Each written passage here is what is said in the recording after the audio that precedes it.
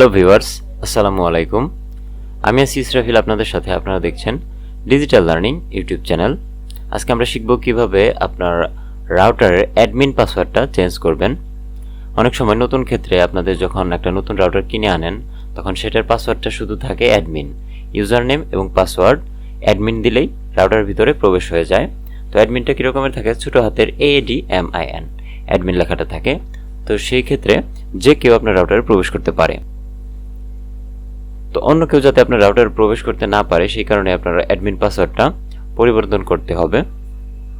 তো আজকের টিউটোরিয়াল আমরা সেই জিনিসটাই দেখব যে কিভাবে অ্যাডমিন পাসওয়ার্ডটা চেঞ্জ করতে হয়।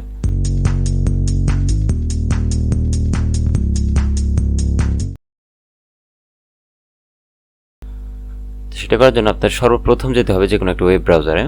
আমরা আমাদের ওয়েব ব্রাউজারে প্রবেশ করতেছি।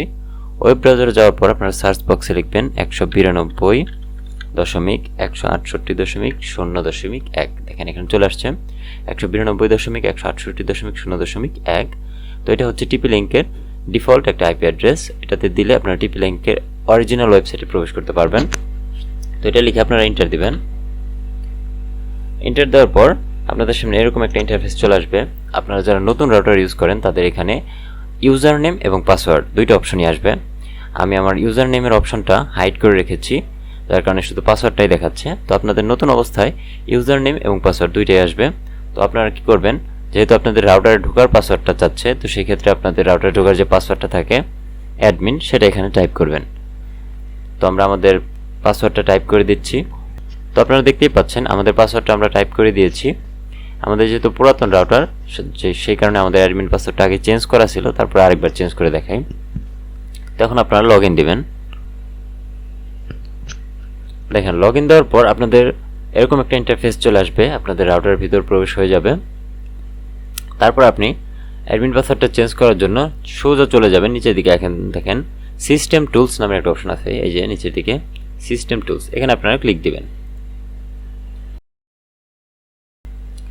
সিস্টেম টুলসে ক্লিক দেওয়ার পর একটু নিচের দিকে স্ক্রল করলে দেখতে পারবেন পাসওয়ার্ড নামের একটা অপশন আছে, এই যে পাসওয়ার্ড। তো এই পাসওয়ার্ডে আপনারা ক্লিক দিবেন।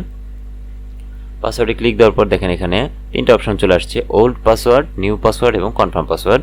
তো আপনি আপনার পুরাতন যে পাসওয়ার্ডটা আছে, ওল্ড পাসওয়ার্ড, রাউটার ঢোকার যে পাসওয়ার্ডটা আছে সেটা এখানে দিবেন। আর এই নতুন একটা পাসওয়ার্ড, মাঝখানে একটা নতুন পাসওয়ার্ড দিবেন, তারপর সেটা কনফার্ম করে দিবেন। তো আমরা আমাদের পাসওয়ার্ডগুলো দিয়ে দিচ্ছি। হ্যাঁ, তো আপনারা দেখতেই পাচ্ছেন আমরা আমাদের পুরাতন যে পাসওয়ার্ডটা সেটা দিয়েছি এবং নিউ পাসওয়ার্ড এবং কনফার্ম পাসওয়ার্ড নতুন করে একটা পাসওয়ার্ড সেট করেছি। এখন জাস্ট আপনারা এই সেভ অপশনে ক্লিক দেবেন। সেভ অপশনে ক্লিক দেওয়ার পর আপনার রাউটারের সাথে সংযুক্ত যত ধরনের ডিভাইস আছে, মোবাইল এবং ল্যাপটপ, সবগুলোই ডিসকানেক্ট হয়ে যাবে। তো আপনার নতুন করে পাসওয়ার্ড দিয়ে সেটাকে লগ ইন করে নিতে হবে। তো এখন আপনাদের সামনে প্রশ্ন আসতে পারে যে এই সেভ অপশনে ক্লিক দেওয়ার পর যেহেতু আমাদের মোবাইল এবং ল্যাপটপগুলো ডিসকানেক্ট হয়ে যাবে, তো আমরা সেটা আবার পুনরায় কানেক্ট করব কিভাবে? তো সেটা কানেক্ট করার জন্য আপনাদের বর্তমানে যে ওয়াইফাইয়ের সাধারণ পাসওয়ার্ডটা আপনারা ব্যবহার করেন বিভিন্ন মোবাইলে কানেকশন দেওয়ার জন্য, সেই পাসওয়ার্ডটা ব্যবহার করেই আপনারা কানেকশন দিতে পারবেন, কারণ সেই পাসওয়ার্ডের কোনো পরিবর্তন হবে না। এখানে জাস্ট আপনার রাউটারে ঢোকার যে পাসওয়ার্ডটা আছে সেটা আপনি চেঞ্জ করতেছেন, যার কারণে অন্যান্য ডিভাইসগুলো ডিসকানেক্ট হয়ে যাচ্ছে, কিন্তু আপনি আপনার পুরাতন পাসওয়ার্ড দিয়েই সেগুলোকে কানেক্টেড করে নিতে পারবেন। তো আপনারা সেভ অপশনে ক্লিক দেবেন। তো দেখেন সেভ অপশনে ক্লিক দেওয়ার পর আপনার রাউটারটা পুনরায় পূর্বের মেনুতে ফিরে আসছে, তার মানে কি আপনার অ্যাডমিন পাসওয়ার্ডটা চেঞ্জ হয়ে গেছে। তো এইভাবেই খুব সহজে আপনারা আপনাদের অ্যাডমিন পাসওয়ার্ডগুলো চেঞ্জ করে নিতে পারবেন, যাতে করে অন্যান্য থার্ড পার্টি যে লোকজন আছে তারা আপনার রাউটারে কখনোই প্রবেশ করতে পারবে না।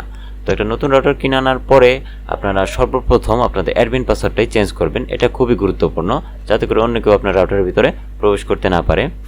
তো বন্ধুরা, আজকের ভিডিওটা এই পর্যন্তই। যদি ভালো লাগে অবশ্যই লাইক করবেন, শেয়ার করবেন এবং পাশে থাকা বেল আইকনটি প্রেস করে দিবেন, যাতে আমাদের পরবর্তী নোটিফিকেশনগুলো সবার আগে আপনার কাছে চলে যায়।